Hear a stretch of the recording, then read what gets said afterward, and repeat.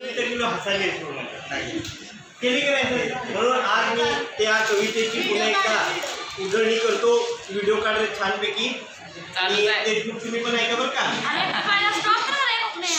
सुहास जी सुहास जी, सुहास सरांचं नाव आहे. सुहास जी आप बहुत खास जी, हमें ये है एहसास जी.